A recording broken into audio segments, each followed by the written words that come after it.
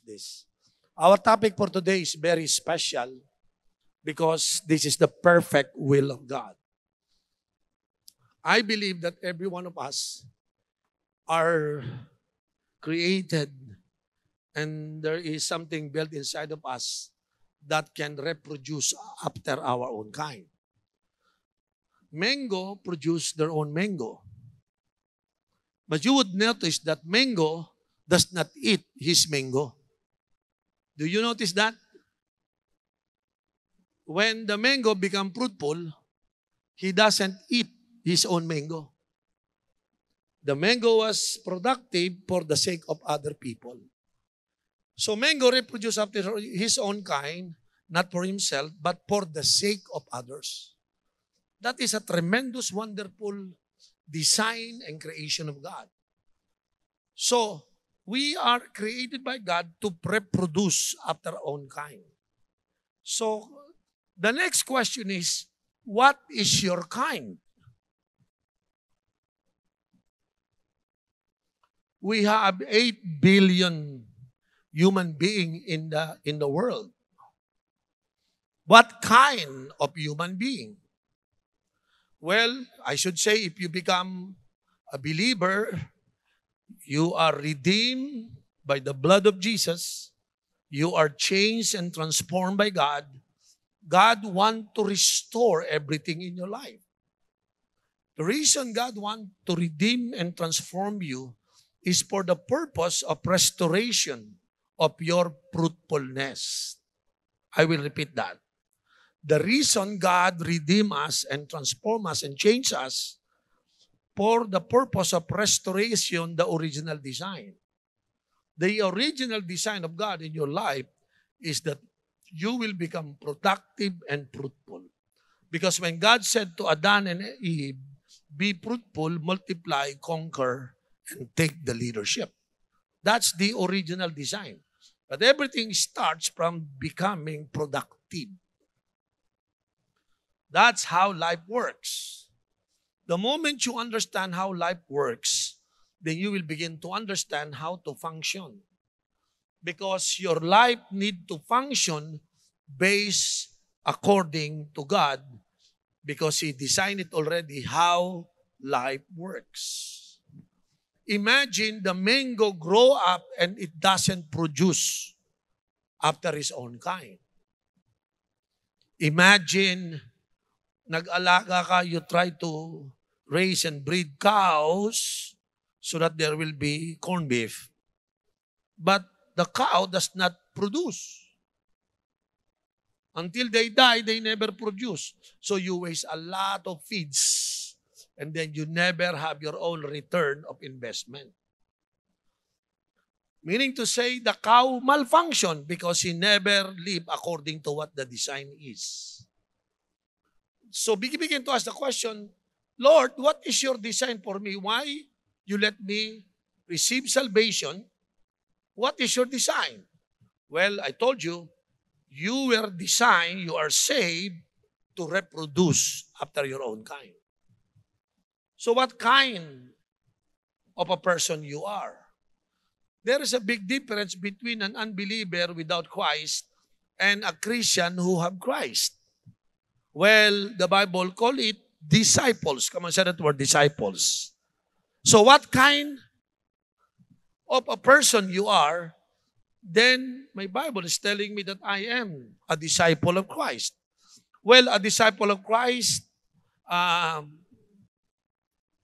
described like the one who follow Jesus. That's the number one description of a disciple. You follow Jesus. Second, you serve your master. So a follower and a servant.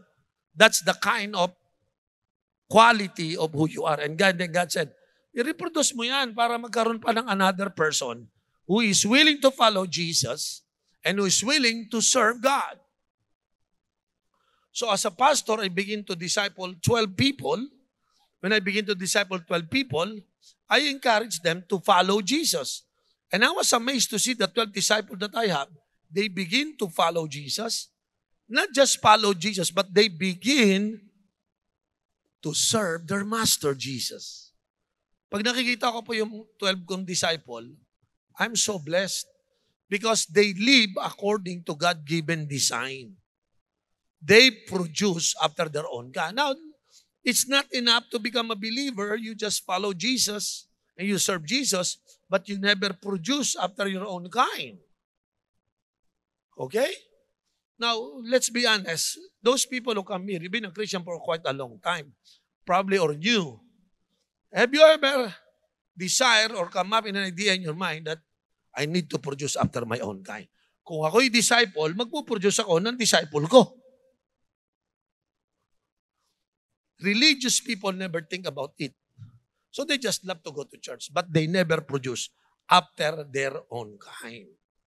So kawawa ang mundo, kawawa family mo, it affects your workplace, it affects your campus, because you never produce after your own kind.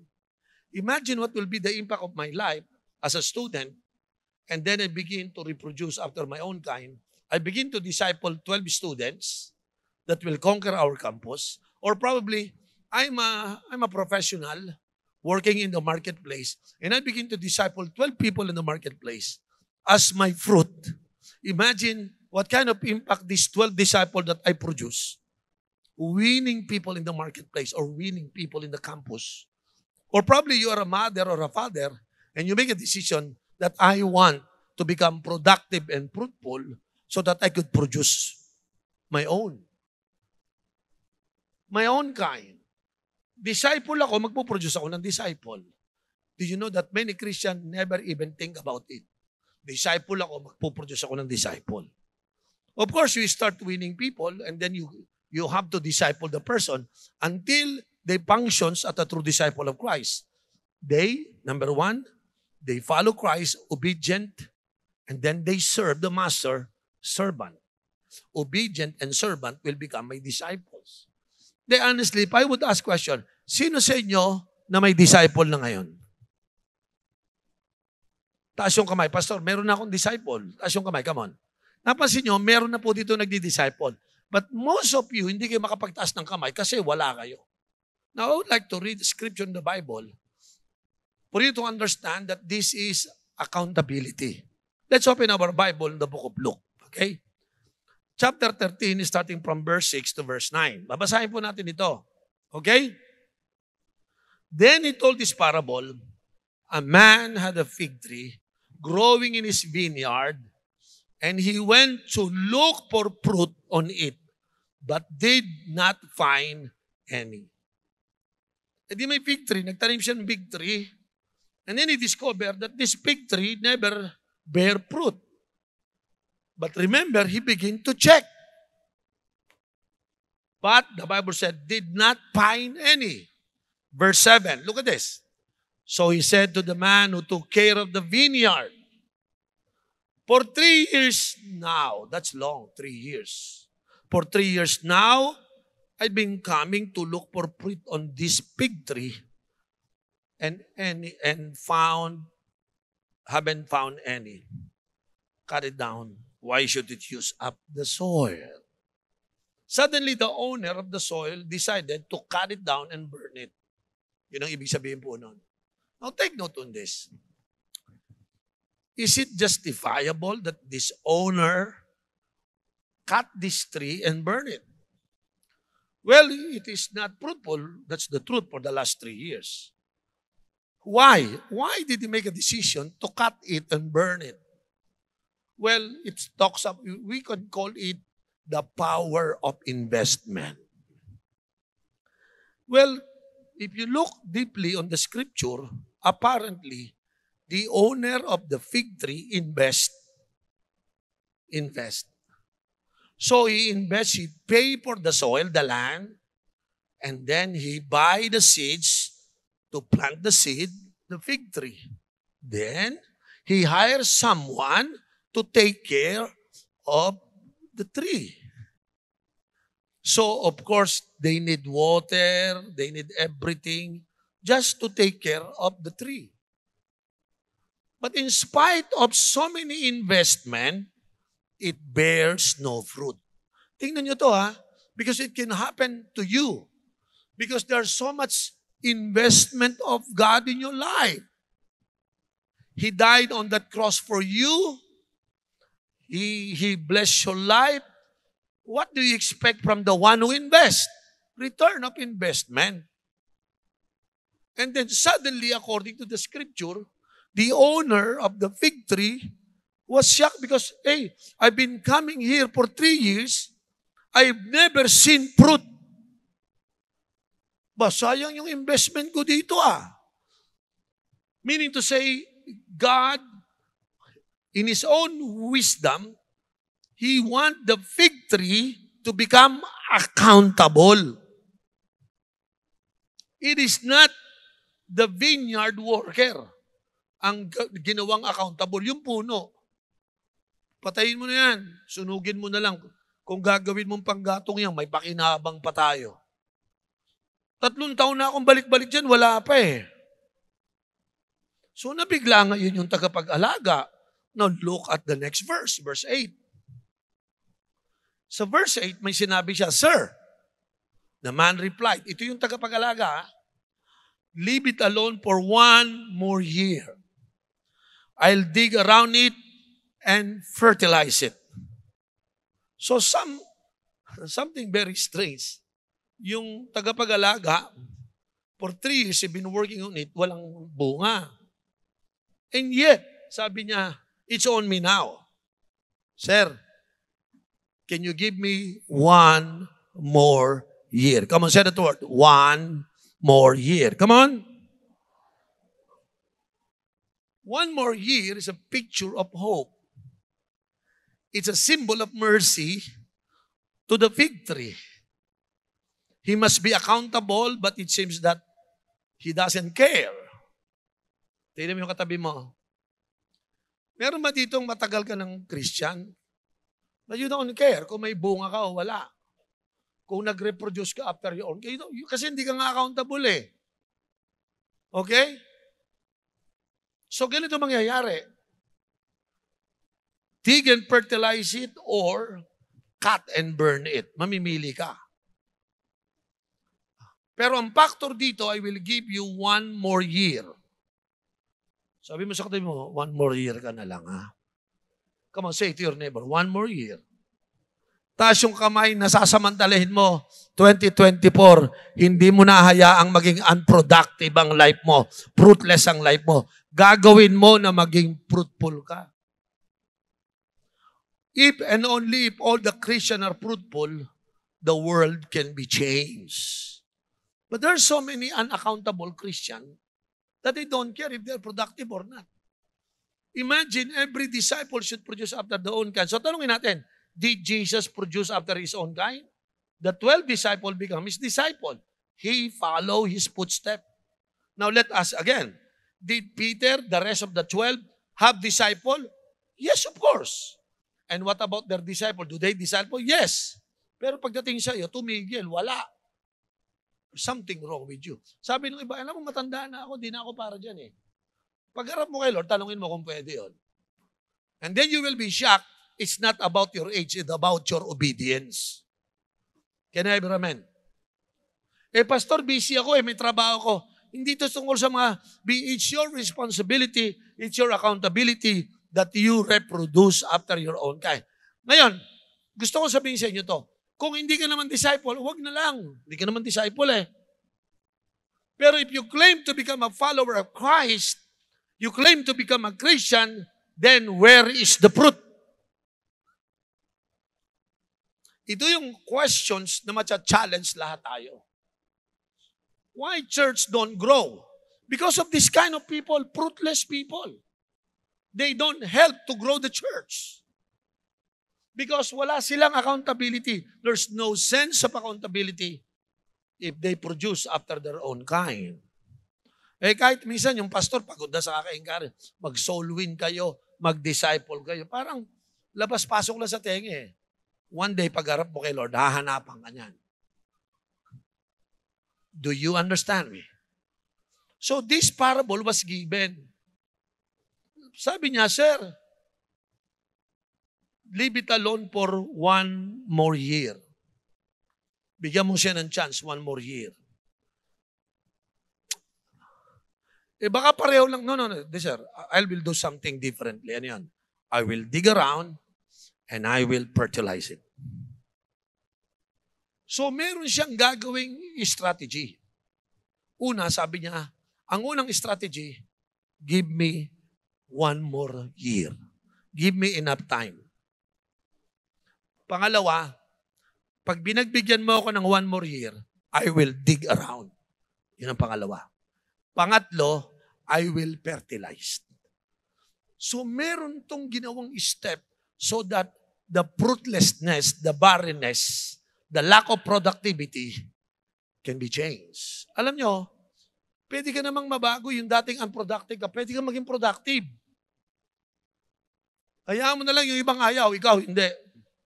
Taas yung kamay na gusto mo maging productive, taas yung kamay. Ha?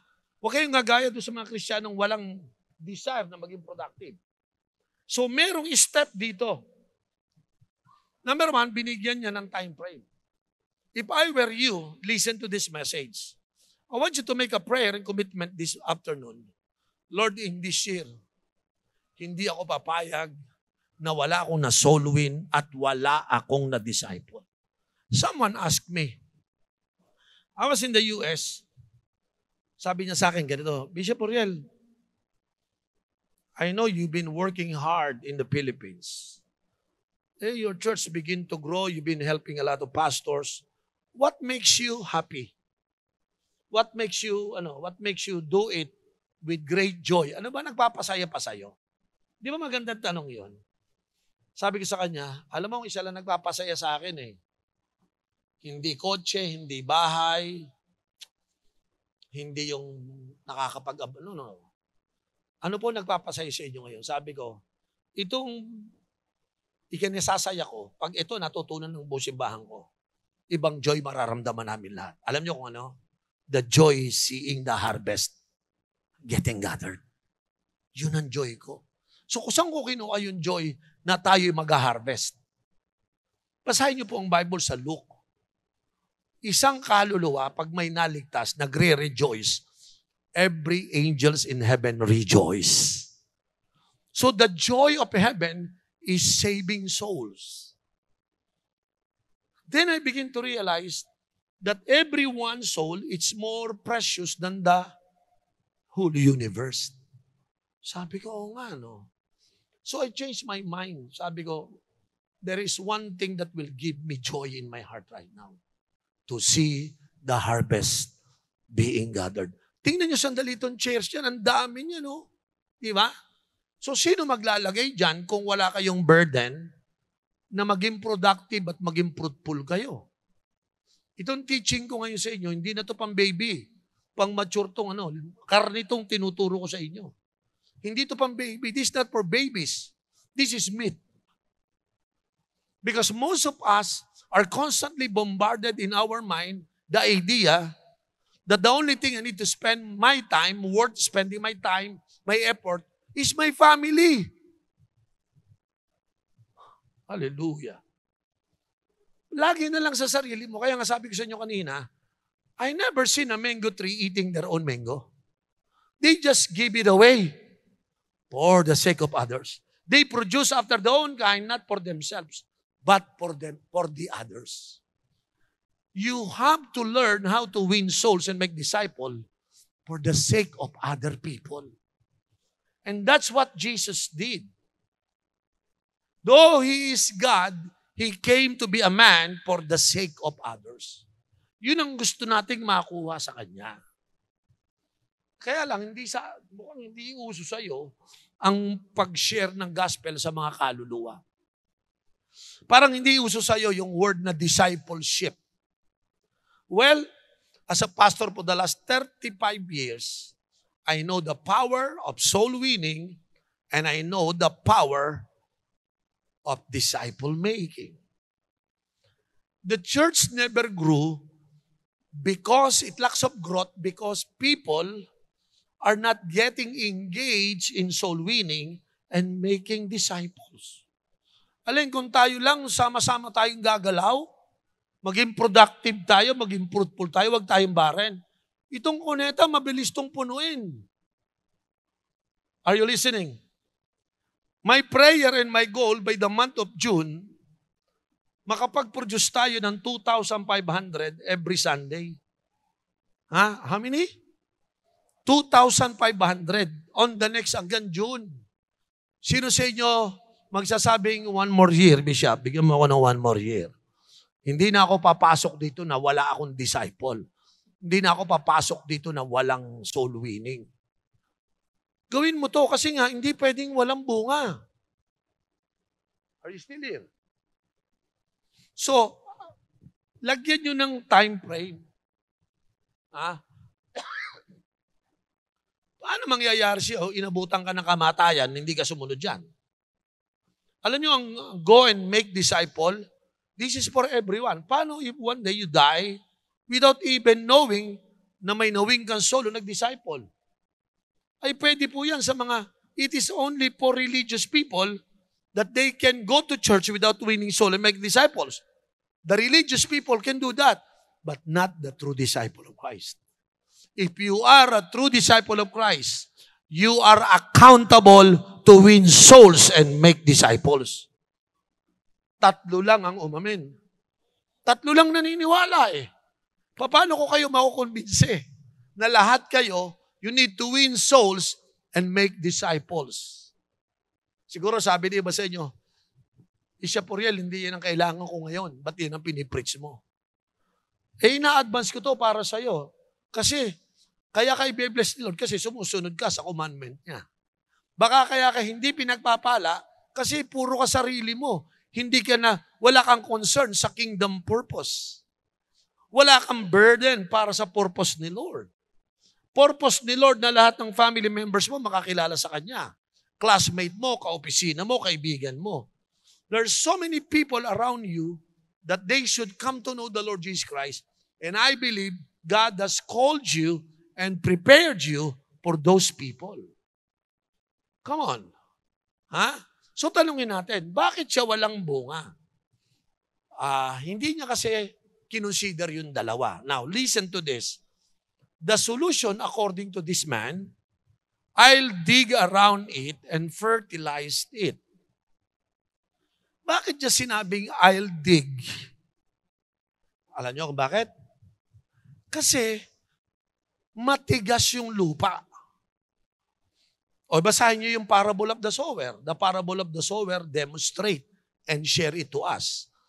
The first soul is so hard, so when you drop the seed, the birds from the sky eat every seed. So walang tumubo. Another soil is full of rock. So tinanim, suddenly it burst into growth, but it died. Because rocky soil eh. Pangatlo, sabi ng Bible, sa parable of the sower, there were thorns and thistle on the ground. So it becomes hard. It choked the seed that grows.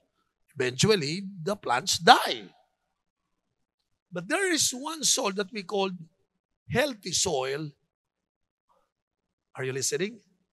Apparently, the soil was soft, ready to receive the seed.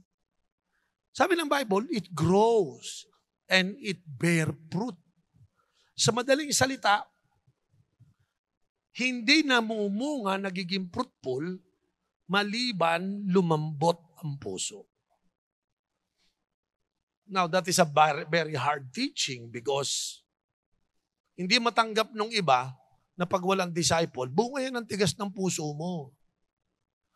Imagine you have been a Christian for 2 to 3 years and wala kang disciple, wala kang nawin. Meaning to say, the commandment hindi tumubo sa puso mo. Matigas ang puso. So, apparently, the gardener said, let me dig it, palalambutin. Now, listen to this. Bakit yung iba hindi nag-evangelize? Bakit hindi nagdi-disciple? What is the problem? Well, it is obvious according to what we are reading here. It's all about the atmosphere. Do you know that according to agricultural studies, listen to this, every tree needs to be grounded on the ground. They need to receive so much nutrients, vitamins, and minerals. So once these three receive a lot of nutrients from the sun and from the water, these minerals will get into the body through the roots.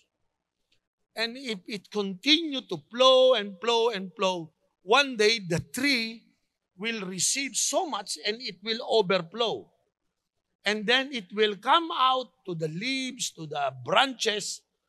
Yung palang fruit is the excess minerals, the excess vitamins. So every time you see fruit, excess ng sobrang minerals, nutrients ng tree yun. So meaning to say, the reason why there is no fruit, because there is no excess vitamins, minerals, and vitamins. Walang excess eh. Ibig sabihin, there is nothing flow continually. Why? Because the soil is hard, hindi makapenetrate yung sun, hindi makapenetrate itong water, so na-choke yung halaman. That's why there is no fruit. So tama yung suggestion niya. Sabi niya, let me dig. Kasi pag dinig, hard soil versus soft soil. Pag hard soil, hindi makapenetrate yung minerals. Pag soft soil, papasok na ang mineral. But it could only become soft soil if you dig it. Meaning to say, it's all about creating a great atmosphere for your life. If you want to become fruitful and productive as a Christian, check your atmosphere. Check your surrounding. Then you will find out, kaya pala ako hindi lumalago, wala akong bunga kasi mali yung atmosphere ko, matigas. So, paano piniprepare ang atmosphere? Sulat nyo to, no? Number 1, your atmosphere must become highly spiritual. Yan ang una. Sulat mo yan, kapatid. Okay? Okay, your atmosphere, idig mo yung spiritual vitality mo. When you don't have spiritual vitality, don't expect that you will win souls and make disciples. So ang unang-unang gagawin mo, palakasin mo ang spiritual life mo. When I said spiritual life, you have to check your intimacy with God by prayer. Are you following? By prayer, meditation of the Word, okay, and then worship. Of course, it includes obedience on the Word of God. When you develop your spiritual condition, iba pong level yon. For the last 35 years, when I find somebody backslider, walang spiritual life, hindi talaga nag-evangelize. Matigas yung puso eh. Pero kapag ang isang Kristiyano, dinevelop niya yung kanyang spiritual life, nasa high level. Ano yung mga Kristiyanong high level? Highly spiritual. Magaling sa management ang time niya, magaling siyang mag-consider ng life niya, nasa management. May time siyang to pray, may fasting pa nga. May time siya to meditate on the Word. Paano mo nagagawa yan? Management. You cannot grow spiritually without managing your life. Ang galing niya, meron pa siyang time for worship. Sino sa inyo nakapag-worship ngayon? Can I teach you how to worship? Hindi tataas talaga yung spiritual life mo kasi hindi ka marunong mag-worship.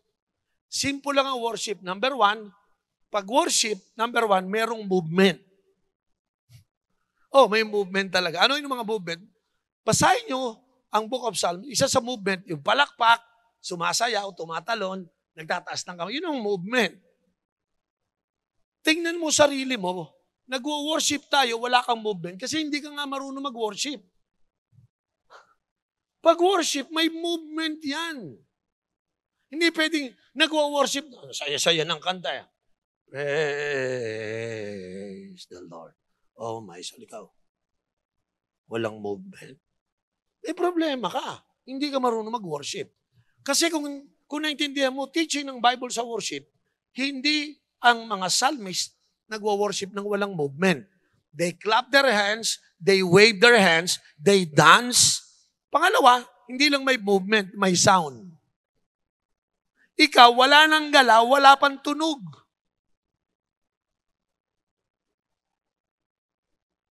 Hindi marunong mag-worship. Sino gustong matuto mag-worship? Ano una? Dapat merong ano? Ano dapat una? O mamaya, worship tayo. Gusto niya? Tingnan mo yung katabi mo, pare, wala kang movement ha. Hindi kasi marunong mag-worship. Yung mga walang movement, di marunong mag-worship yon. Ano yung pangalawa? Merong ano? Sound. Oh, mamayang umaga, gigising ka. Tulog ka ngayon. Pagkagising mo sa umaga, sabi mo, mag-worship ako kay Lord. Ano yung gagawin mo? May worship. Nakahiga ka? Hindi pwede.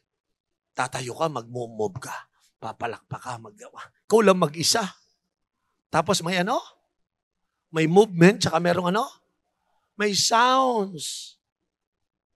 Sino sa inyo kanina habang nagpe-praise and worship, may tunog ang labi mo? Sabi mo, praise God.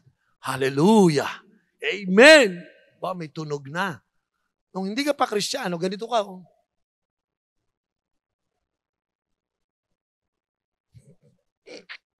Pinagtatawanan mo. Eh wala kami magagawa, hindi ka marunong eh. So akala mo sila nakakatawa, hindi alam.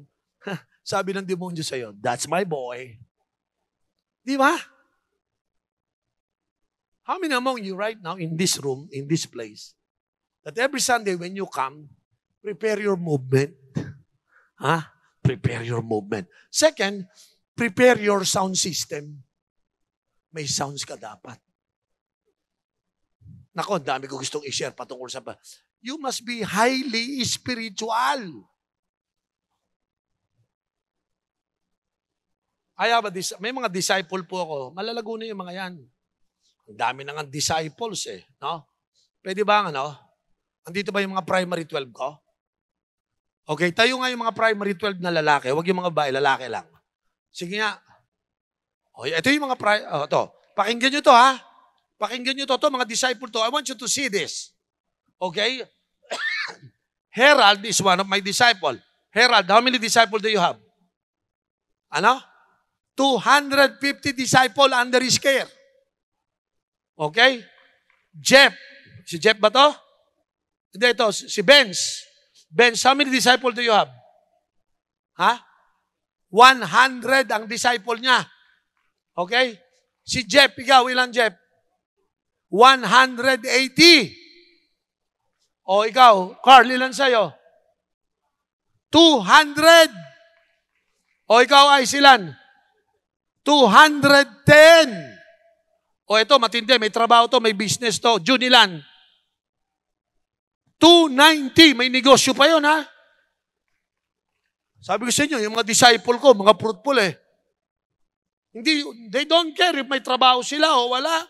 They don't care kung may business sila. They just obey God. Siguro, if you would ask them, lahat ba natanong ko na? Thank you so much, ha? O hindi, ganito na lang. O yung pa, dalawa. Mio, ilang ka?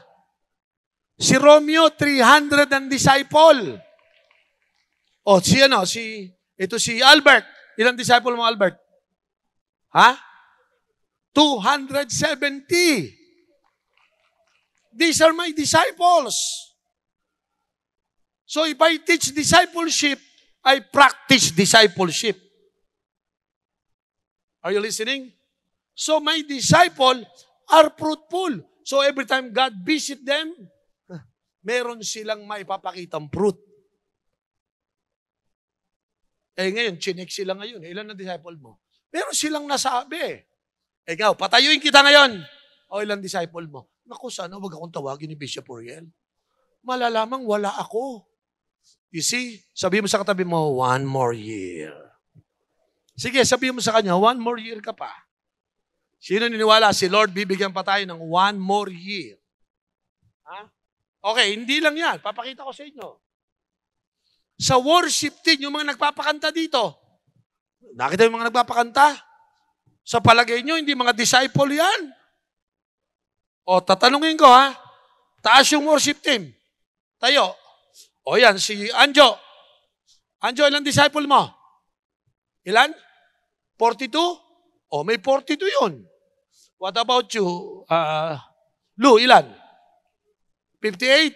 O, 58 disciple. O, sige. Ikaw, Ate Grace, ilan sa'yo? Ilan? Ilan? 650 disciple. Ikaw, Mel, ilan ka? 230. Ikaw, sister, ilan ka? Ha? 32. Ikaw, Bim, ilan? 25? Oh. Oh, ikaw. Ilan? 10. May 10 disciple. Ikaw, ilan? 25. O, ikaw, ilan? 31. Eh, ito mga to, nagdi-disciple. Ibig sabihin, pati ang worship team, nagdi-disciple. Can I have a amen? Eh, kung tatawagin ko pati gwardiya natin, may disciple. Mga usher, may disciple. Multimedia, production, may mga disciple yan. Naintindihan niyo ba ako, mga kapatid? Kasi, accountable tayo na dapat may fruit ang life natin. Hindi nila nagagawa yan kung hindi sila spiritual. So if I were you, I encourage you, abay kalkalin nyo ang spiritual life nyo. I-cultivate nyo ang spiritual life nyo. Magkaroon kayo ng desire this year. Bishop Oriel, 1 more year. Taas yung kamay naman, ready. 1 more year. May disciple na ako. Amen? Number 2, una, dapat highly spiritual ka. Pangalawa, dapat you are highly relational. Ha? Ito po yung pangalawa. Dapat lahat po tayo ay highly engaged and relational. Ibig sabihin niyan ganito, paano ka makakabunga, hindi ka naman nakikipag-usap sa tao? Ito suggestion ko. Dapat magaling kayo sa relationship. Classmate mo, kaopisina mo. Yung lagi nakangiti. Gawin nyo ganito. Gusto nyo maraming mabless sa inyo? Yung makakakilala kay Lord. Pagpapasok kayo sa opisina, pag gagawa ka ng sandwich, huwag isa lang. Gawin mong 4. Yung isa sa'yo, yung 3 sa katabi. Oy bro, oy, may sandwich ako sa'yo na yan. Sabi niya, yung bait mo naman, hindi niya alam. One day, di ba? Isa ka sa, Lord, 1 more year. I find out many people come to know the Lord Jesus Christ because a disciple is the one who blessed them. So, ganito gawin nyo. Mag-pray kayo, i-bless nyo, you help the person. Are you listening? Okay, you bless, you help, and show kindness. Ha? Ipag-pray mo siya. Basta tulungan nyo, i-bless nyo ng i-bless. One day, may invite mo yon. Sa next week, nakaupo na yan dyan. Amen? Kasi nga, you are not just spiritual, you are highly relational. Ini-engage mo sarili mo. Isipin nyo, all your friends, or your classmates, or your office mate are potential na masyasharan mo ng gospel. Hindi ka masisiro this year. Okay, sino yung naniniwala? Itong year na to, 1 more year, may alaga na akong disciple. It could be 5, 7, or 8. Basta meron. Can I have your amen? Sino yung naniniwala? Magkakaroon ka this year. Taas yung kamay. There you go. Excited. Number 3. You must be highly intentional. Alam nyo, ang soul winning at discipleship, intentional na ginagawa yan. Hindi yung accident lang, yung parang, no, you cannot do that. You must be highly intentional if you want to share the gospel to other people. Okay?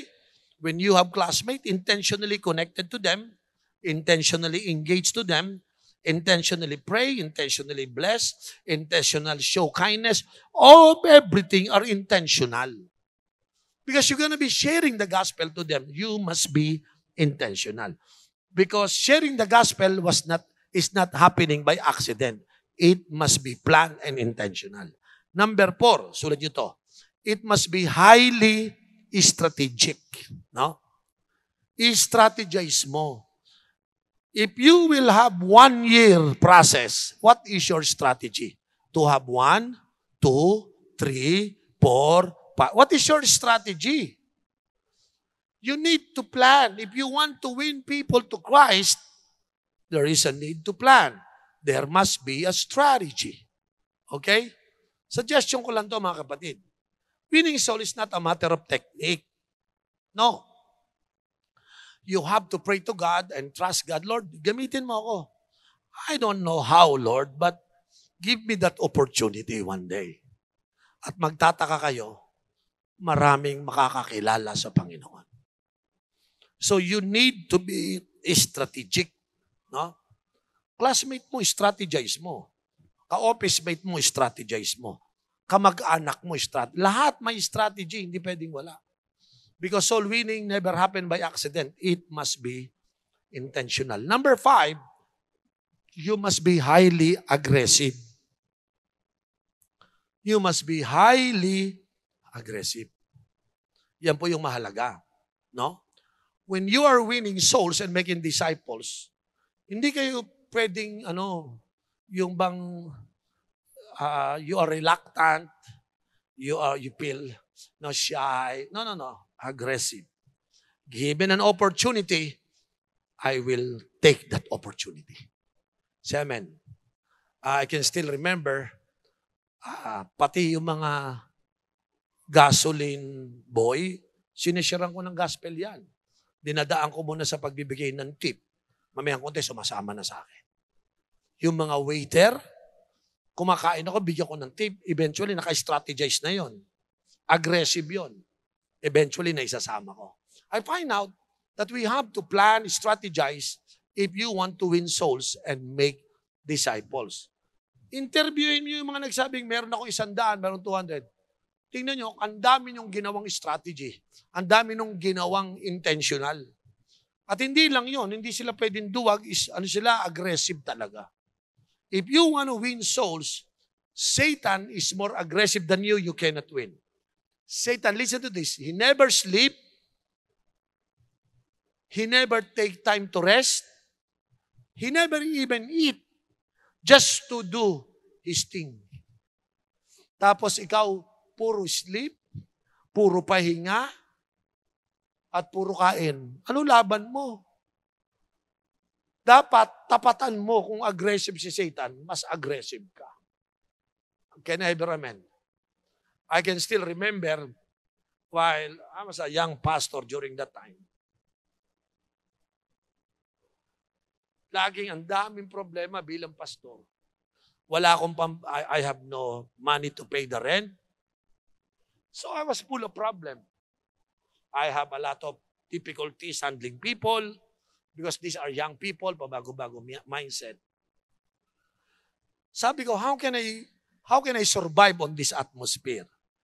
Until I make a commitment. Ganito ginawa ko, commitment, tanda ko. Satanas, tuwing bibigyan mo ako ng problema, may 5 maboborn again. Bahala ka. So tuwing may problema, wala akong pambayad ng facilities, mag-evangelize ako 10. Pupunta ako sa mga eskwelahan, mag-evangelize ako. Yung mga bata tatanggap. Tapos sasama sa akin sa Bible study. Sabi ko, sige, tuwing bibigyan mo ako ng problema, maraming maboborn again.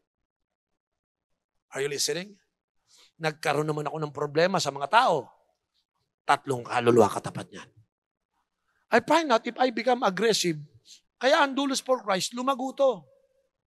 Kasi ang soul winning namin ay hindi po lilempot-lempot. There must be aggressive heart if we're gonna win souls and make disciples.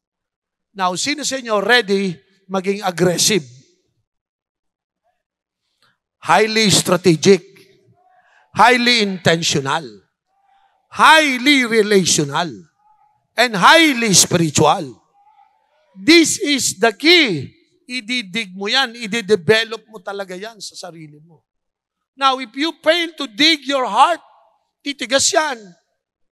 So maraming mga Kristiyano, ang tigas na ng puso, they cannot produce growth in their life. They cannot produce after their own kind. So, therefore, how to deal the atmosphere? Ito yung atmosphere na kailangan mo. Yan, lambot na yan. Pag lumambot na yung puso mo, ibig sabihin, you are ready to grow. Sabi mo ulit sa katabi mo, 1 more year. Taas ang kamay na naniniwala, the next 1 year, iba na itsura mo. Pagbalik ni Lord, chinek niya, ang bunga mo, masasabi mo, parang yung mga tinawag natin kanina, ay bunga ba yan? Pastor, 150, 200 po. Yung iba, sino sa inyo na-amaze nung makita nyo? Matindi pala yung mga disciple ni Bishop Oriel. Mga disciple pala niya, mga 200, 300. Hindi ko pa tinatanong ang mga babae. Gusto nyo marinig mga babae? Ha? O sige, pakinggan. Konti lang, hindi naman lahat. Jumilin, ilan disciple mo? Ilan? 358. O yung katabi, mas maliit. Grace, ilan sa'yo? Ha? 200. O yung sa likod mo, si Iris, ilan? Ilan? 150? O yun. Ha? Si Doc. Yan, si Doc, oh. Doktor yan. Doc, ilan disciple mo ngayon? Ha? 21. O, doktor yun. May 21 disciple. Si Naomi, ilan? 135. Hallelujah. Okay? Si Ate Grace, 650. Sabi niya kanina. Ha?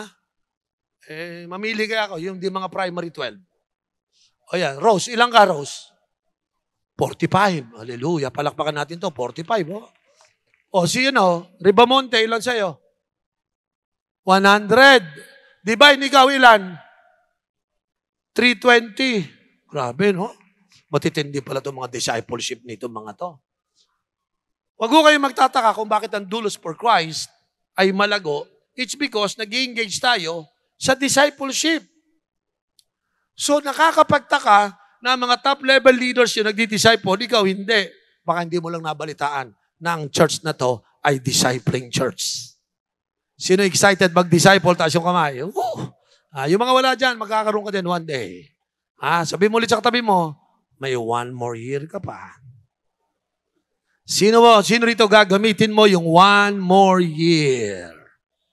Okay, so yun ang una. Dig mo yan. Idig mo to. Gawin mo malambot ang puso mo dyan. Yan ang gagawin mo. Yung pangalawang solusyon, kanina, bigyan mo ko ng 1 year. Pangalawa, I will dig the ground. Pangatlo, I will fertilize. Okay. Ang word na fertilize na ginamit po dito, balikan natin, ha? Yung verse. Balikan natin yung verse. Verse 8. Bigyan mo ko ng verse 8. Sir, the man replied, leave it alone for 1 more year. I'll dig around it, and then I will fertilize it. Nung araw po, walang commercial, wala pa pong commercialized na fertilizer. Wala ho nun, yung mga bag-bag. Magbilan nga po isang sakong fertilizer. Nung araw, wala pa. Ang fertilizer nung araw, mga manure ng animals. Manure ng cow, ng goat, ng lamb, manure ng manok, puro ano yun. Sa Tagalog, puro mga tayo ng hayop. Okay? So, yung mga tayo na to, fertilizer yun. Now, I want you to understand that if you want to become fruitful, you know how to handle fertilizer in your life. Now, sulat natin ito. Okay? Lagay natin ito. Okay? Ano yung principle ng dung? Yung fertilizer. Number 1. Sulat nyo po ito, no? Sulat nyo number 1. God loves to use fertilizer for your life's productivity. Like what? Kaya kanyang, lagay mo yung number 1. Pakinggan nyo itong mabuti. Ang mga ginagamit ni Lord na fertilizer sa'yo ganito. Criticism. Yung bashing sa'yo. Yung accusation. Yung mga problema. Name it. Lahat yan. No? Yan po, yung mga nakakainis, mga mababantot na pangyayari sa buhay mo, tingnan mo yung mga tabi mo. Meron ba yung problemang mabantot? Ha? Tingnan mo yung katabi mo. May mabantot ba yan? Di ba? Ito po yung ginagamit ng Panginoon. Okay? Like for example, criticism.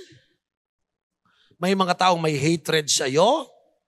May mga taong nagbabash. May mga falsely accused na personal attack. Di ba minsan natotorete tayo dyan kaya hindi tayo nagiging fruitful. Pero kung alam mong gamitin yan, ay fertilizer pala yan. Sino sa inyo na may problema ngayon? Naku, Bishop, binas ako. May pinos pa po ako. Huwag kang malungkot. Pastor, ang dami na naman tae. Okay lang yan. More tae, please. Ano daw ang tae? Ano daw siya? Fertilizer. Taas yung kamay. Pampataba ng life mo yun. So ang Kristiyano, ipinagkakatiwala. We learn how to entrust difficulties of our life into the hands of God. Whatever criticism, false accuse, no, everything will be used by Satan against you.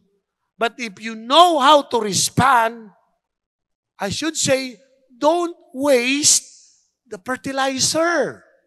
Use it so that the ground will be fertilized.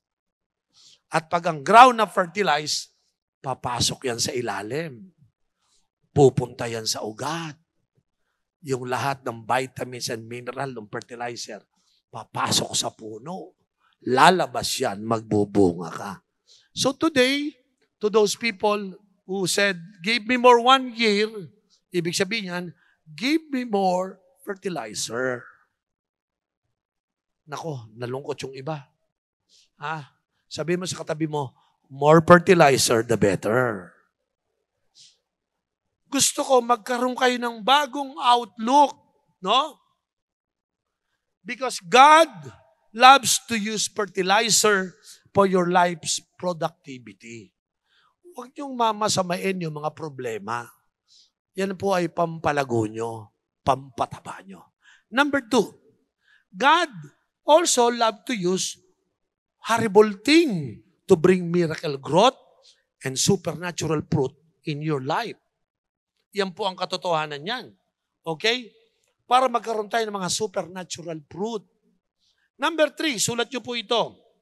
Those unpleasant experience, like problem that sting, like your terrible job, and unbearable financial hardship, kasama yan. Okay lang po yan. Pag nagkaroon po kayo ng ganyan, number 3 tiyakin lamang po nyo, things that you can stand is the very thing God to use to bring fruit in our life. Yan po yung pangatlo. No? Gagamitin po ng Panginoon. In short, okay, ang fertilizer, yung mga problema natin, yung mga situation. Sama ko itong number 4, those unpleasant experience like problem that stink, yan po yung pampaganda po ng buhay. Kaya po, pinakauli, number 5, we don't waste it by giving up or quit on the problem. It's a fertilizer. Baguhin nyo ngayon, change the way you think. Problem is not a problem. It's a fertilizer. Difficulties of life, hardship of life is not the thing that can destroy your life. It can fertilize your life. Ito, ganito. Pastor, di ako makapag-evangelize. May problema ako eh. Pastor, di ako makapag-disciple kasi ayoko na mag-disciple. Marami akong problema. So, kailan ka mawawala ng problema para makapag-disciple ka? There will be no day that you will have no problem. I promise you. So, get used to it. Ang suggestion ko, don't waste your fertilizer. Huwag niyo sayangin yung mga problema kasi para sa akin, pampataba niyo talaga. You don't waste this dung by giving up or quitting. I would suggest, mga kapatid, don't waste the dung. Use it properly to fertilize your life. Lahat tayo may problema, lahat tayo may kahirapan. Lahat tayo may difficulty sa trabaho, sa pera, sa pamilya. Pero kung alam natin gamitin yung mga bagay na yan, na-fertilize po tayo. Tingnan mo yung katabi mo. Sabi mo, tingnan mo, maraming problema yan. Sabi mo sa kanya, fertilizer yan. Tapos yung kamay naniniwala na marami ka ngayong fertilizer. Biro mo, uuwi ka ngayon na bagong isip mo. Pumasok ko dito, ang dami kong problema. Paglabas mo, ang dami kong fertilizer. Nag-iba, di ba? Ang sarap pakinggan eh. O, kamusta ka na? Eto, punong-puno ng fertilizer. Naku, binato ko daw ng tae. The better. Mas maganda yan. The more tae, the more fertilizer. Parang ganon, di ba? Kung gagamitin yung term na ganon. But it's okay. Hindi mo yung katabi mo. Ha? Oo. Punong-puno na yan. Naliligo yan sa fertilizer. But it's okay. Can I conclude on this topic right now? I want you to know that in spite of your unproductive life, unfruitful life, I want to announce this. God is not giving up on you. God is still giving you one more year. Kaya na ba yun? He gave us one more year. So He is not giving up on us. Kaya na ba naman? Number 2, I want you to submit to His digging and dunging. Submit lang, pare. Sige. Lord, submit ako sa iyo. Palambutin mo puso ko. Matuto akong manalangin. Palambutin mo ako. Yung 5 highly, pampalambot ng puso yon. Are you willing to subject yourself to that process? The process of digging. You must submit to the digging and dunging process. And last and final, I'd like to close by telling you, don't quit. Don't give up. God will give us one more year. Amen? Asan yung aking worship team? Mukhang kailangan nila ng one more year. Sino po naniniwala na sa araw na ito, may ibibigay ang Diyos sa atin na pampalago natin? So, lahat ng may problema, pampalago yan. Pampabunga yan. Pero yung lahat ng matitigas na puso, it's time for you to submit yourself for this what we call divine digging. Submit. Obey. Surrender to God. And I believe this year will never pass nang wala ka pa ring fruit. Amen? Taas yung kamay, naniniwala magiging fruitful ka. Taas yung kamay. So I'd like you to stand up right now. Ganito gawin natin. If someone here, you know wala kang fruit, and today you make a decision, Bishop Oriel, I will subject myself.